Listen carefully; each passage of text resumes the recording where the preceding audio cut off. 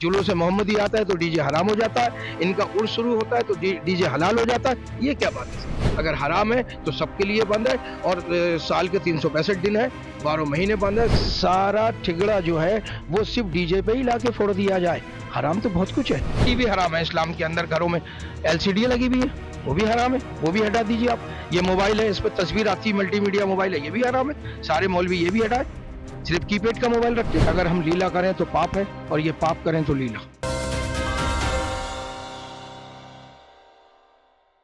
इस्लाम धर्म में DJ band बाजा बजाना बिल्कुल हराम माना जाता है। मेरे साथ एक शख्स मौजूद हैं जिनका आरोप है कि 2023 में इन्होंने 12 रबीउल अव्वल में डीजे लेके जुलूस में निकले और इनके ऊपर खास तौर से मुकदमा हो जाता है।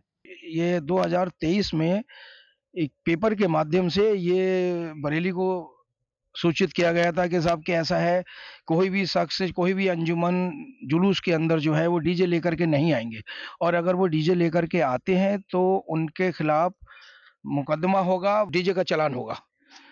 तो इस तरीके की बात हुई। तो पहले से ही डीजे बजते चले आए हैं, एक ज़माने से, सब जानते हैं, प्रशासन भी जानता है। तो लोगों ने इस पे थोड़ी सी आपत्ति उठाई कि भाई ये तो गलत है कि अचा देना में तो इसका बिल्कुल मनादी क्या कर रखा गया है। नहीं नहीं, बिल्कुल बिल्कुल ऐसा है। देखिए, बिल्कुल मना है, मैं मानता हूँ, लेकिन कुछ मसले ऐसे हैं जो कि नियत का सारा दारोमदार है इस्लाम के अंदर, कि आपकी नियत क्या है। लेकिन इसका ये मतलब नहीं है कि सारा ठिगड़ा जो है वो सिर्फ डीजे पे ही लाके फोड़ दिया जाए। हराम तो बहुत कुछ है, बहुत कुछ हराम है। और जने कितनी ऐसी चीजें हैं कि अगर हराम पे पाबंदी लगाने पे आएंगे तो डेली हम एक बात कहेंगे, उस पर पाबंदियां लगाना पड़ेंगी। सब चीज, बहुत कुछ हराम है। तो खाली डीजे को लेके बैठ जाना, ये अपने आप को एक चमकाने जैसी बात है, और कोई बात नहीं है। डीजे एक जमाने से बजते चले आए हैं, 2023 में याद क्यों आया? फिर उसके बाद चलिए, आपने कह दिया जुलूस मोहम्मदी में डीजे न लाए, लेकिन डीजे फिर भी बजे, लोग नहीं लाए। कुल मिला के ज्ञापन भी दिया था कलेक्ट्रेट पे हमने कि इस तरीके की बात नहीं की जाए, जैसी चल रहा है वैसी चलने दिया जाए।